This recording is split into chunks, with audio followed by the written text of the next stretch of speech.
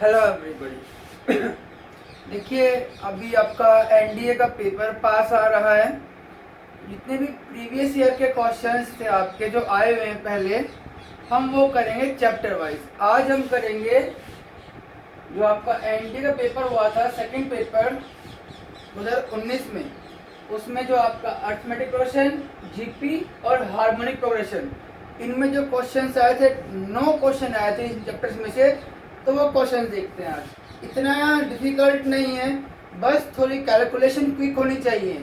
जैसे आपका क्वेश्चन था, how many two digit numbers are divisible by 4, कि 2 डिजिट के कितने नंबर 4 से डिविजिबल हैं। एपी का सवाल है। तो पहला कौन सा नंबर है? 12, 16, 20। लास्ट कौन सा होगा? 96 आता है। ये आपकी क्या होगी? एन टर्म होगी, ए प्लस एन माइनस 1 इंटू में डी। इधर आएगा 96 माइनस 12, 6 हो गए 4, 8 84, एन माइनस 1 4, कैंसिल हो जाएगा। 21 पे एन कितना आ गया? 22। 30 सेकंड भी नहीं लगे। Third term, 8 term and 13 term of a GP are p q and r. Third term है पी। थर्ड टर्म मतलब a r square, 8th term q, a r 7 q, 13th term r, a r की 12। तो इनमें से कौन सा ठीक है? आप देखिए, आप ए 8 का स्क्वायर करो, इसका स्क्वायर करो, ए आर का square, a square r 14, a r square, a r 12। देखोगे ए स्क्वायर 14, इसका मतलब क्या हो गया? क्यू स्क्वायर बराबर पी आर। इसका सम 1 माइनस 2 3 माइनस 4 5 माइनस 6। देखने में कई बच्चे क्या हो रहे होंगे कि यार ये एपी बन रही है, जीपी बन रही है। वैसा कुछ नहीं था। पेयरिंग कर लीजिए। 1 minus 2, 3 minus 4, 5 minus 6 plus 99 minus 100 plus 101। ये ऐसे लिखा जाएगा। दो दो के पेयर बन गए। अब 1 से 100 है, दो दो के बना रहे हो तो कितने बन गए आपके? 50 बन गए। क्या आएगा? -1 -1 कितना टाइम? 50 टाइम्स प्लस 101, यानी -50 प्लस 101 51। 10 सेकंड भी नहीं लगे। Sum of n terms S n, n plus 12। 10th class में फॉर्मूला आ गया था एन टर्म का, S n minus 1, S n minus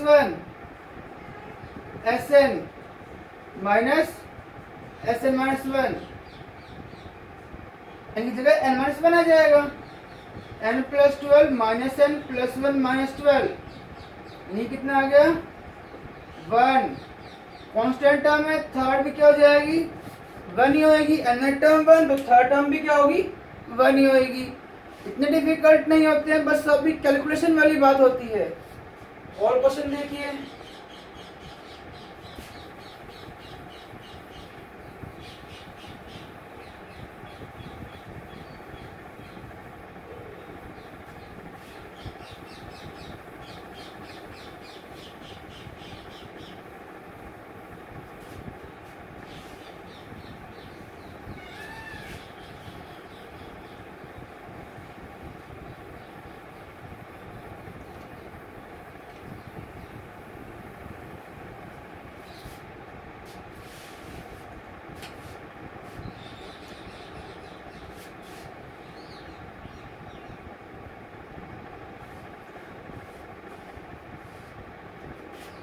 जो आपके प्रीवियस ईयर में आए थे,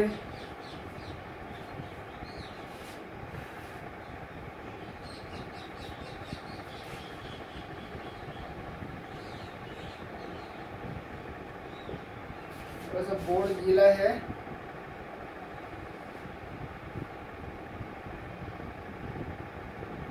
मैं साफ ही कर देता हूँ।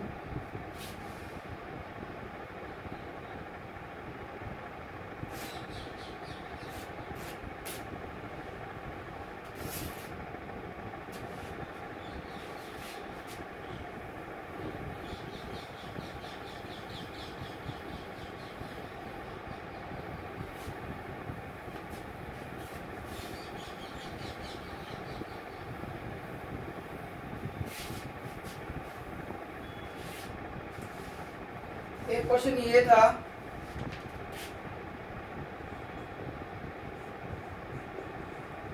let Sn be the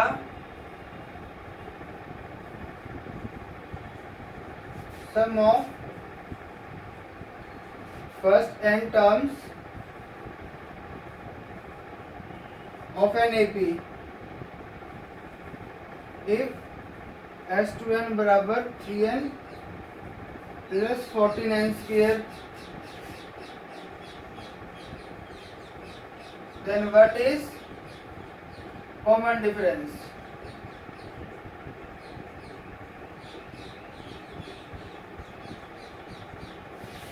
सिर्फ आपके प्रेजेंस ऑफ माइंड की बात है। ऐसे सभी को पता है सम ऑफ फर्स्ट n टर्म्स होता है, और आपको गिवन है formula S2n 3n plus 49 square. आपने पढ़ा है S1 का मतलब फर्स्ट टर्म होती है, S2 मतलब sum of first two terms, S3 मतलब sum of first three terms, S4 मतलब sum of first four terms. इसी टाइप में होता है। आपको S2n दिया हुआ तो यहाँ से आप क्या निकालो, S2 निकाल लो। S2 क्या होगा 3 प्लस 14 यानी 17, मतलब A1 plus A2, A1 A A2 A plus D बराबर 17, 2A प्लस D बराबर 17। फिर n बराबर 2 रखोगे तो S4 आएगा, 3 दूनी 6, 56 इतना आ गया। बस S4 का मतलब A1 A2 A3 A4 बराबर 62, A2 A plus D, A3 A plus 2D, A4 A plus 3D बराबर 62, 4A प्लस 6D 62, उसे डिवाइड कर दो, 2A प्लस 3D बराबर 31, 2A प्लस 3D बराबर 31।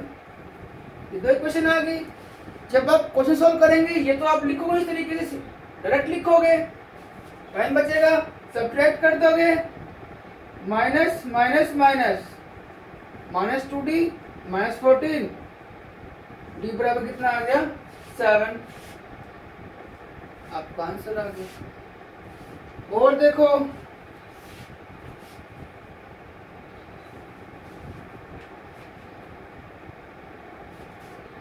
इसको रवि करना पड़ेगा भाई।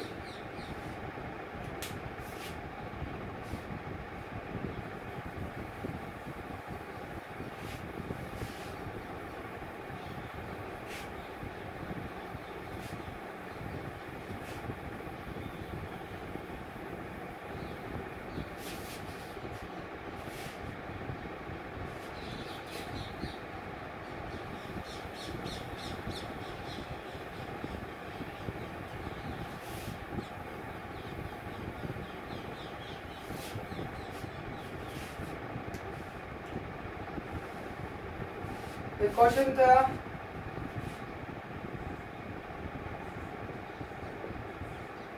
a GP consists of 200 terms.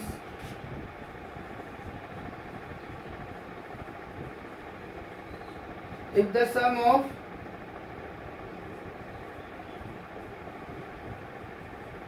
odd terms of a GP is m,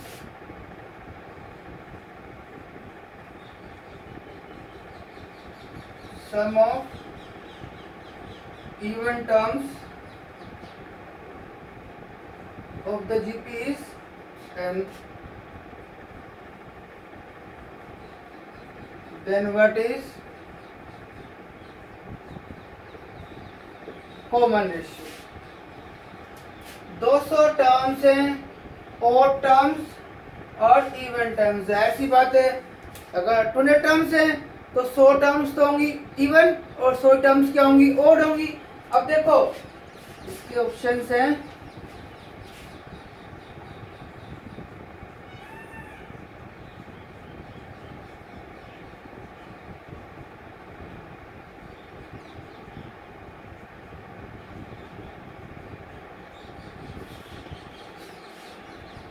अब देखो, आपने मान लिया SE sum of even terms. Even term का मतलब second term, fourth term, six term up to 100 terms. अब A2 क्या होता है आपका? AR। A4 क्या होता है? AR क्यूब, AR की पावर 5 अप टू 100 टर्म्स। और sum of n terms of GP A R की n-1 ओवर R-1। ए आपकी फर्स्ट टर्म और आपका कॉमन रेशियो। फर्स्ट टर्म क्या है? AR। कॉमन रेशियो कितना आएगा? R square. R square terms कितनी है? 100 -1 over R square -1। AR over R की 200 -1 over R square -1। SO sum of odd terms. Odd terms मतलब first term, third term, fifth term up to 100 terms. First term a, third term AR square, fifth term AR4 up to so on 100 terms. First term common ratio कितना है आपका? R square है, R square की 100 -1 over R square -1। A R की 100 200 -1 over R square -1। Even term sum of even terms कितना है? n। और ये ओड है, n/m करना भाई। आप तो डायरेक्ट करेंगे सीधा आपको दिख जाएगा, मैं तो कुछ सोल्व करके दिखा रहा हूं।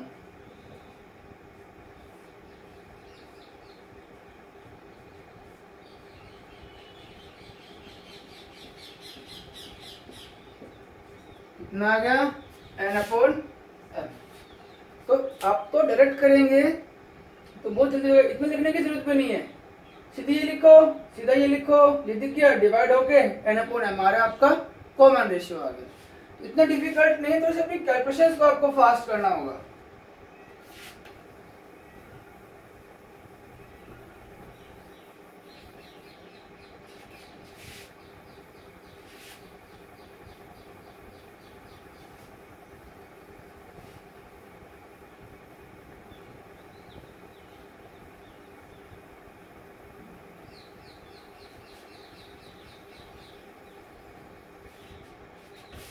और क्वेश्चन देखिए,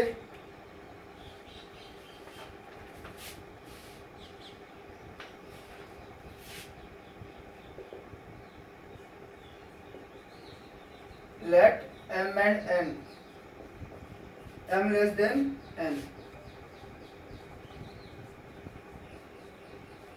be the roots of the equation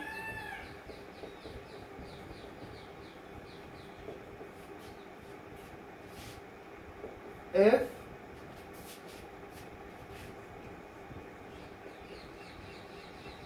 four terms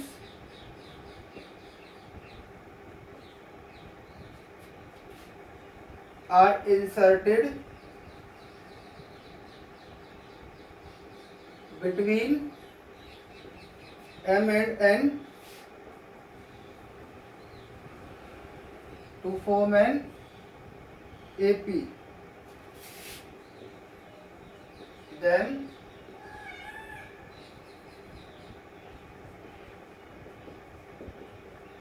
what is the value of P plus Q plus R plus S?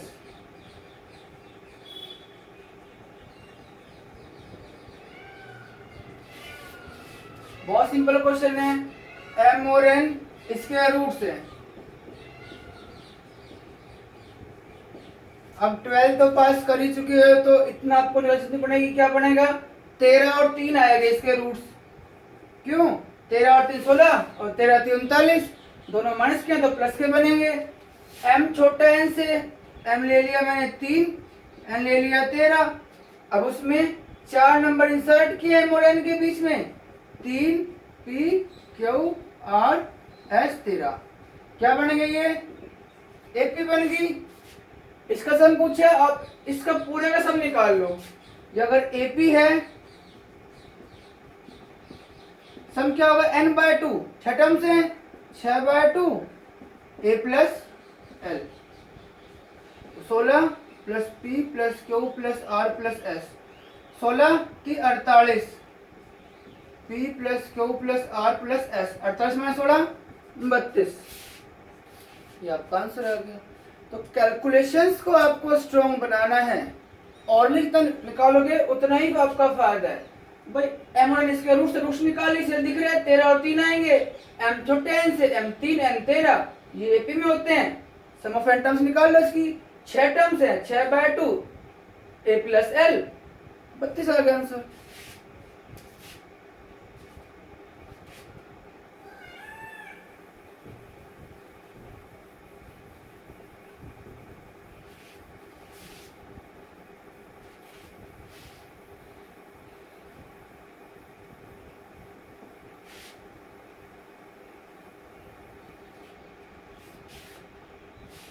और देखिए 2 क्वेश्चन और बच गए।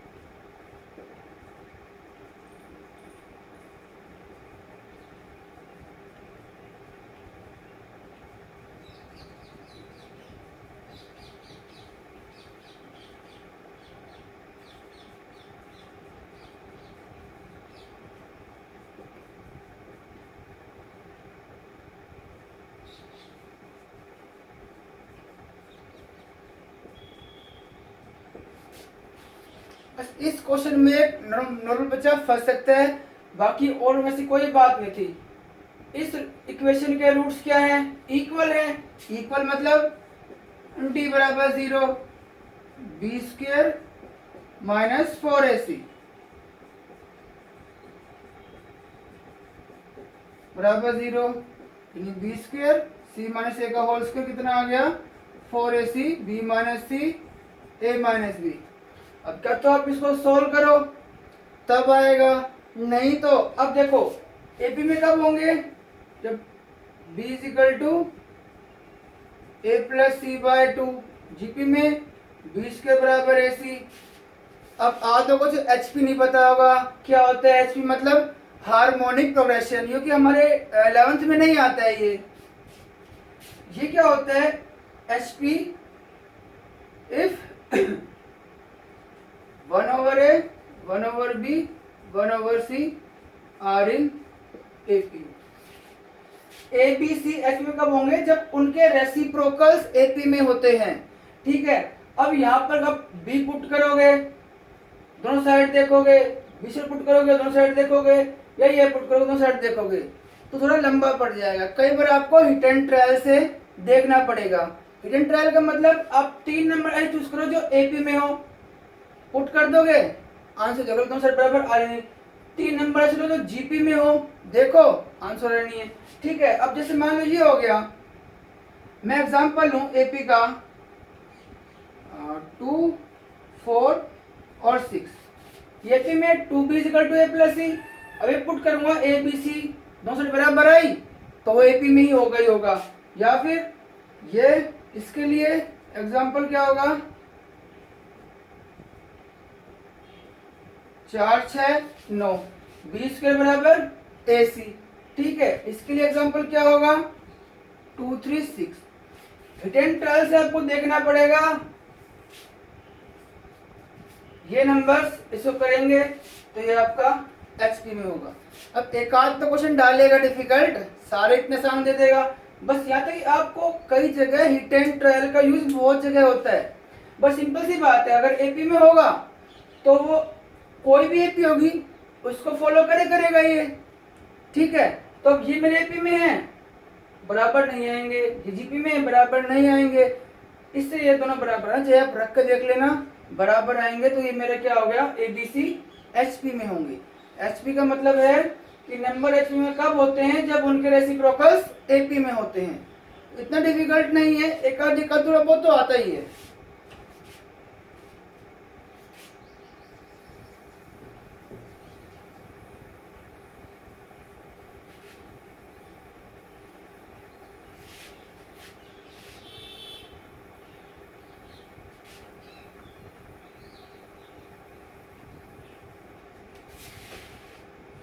Last question,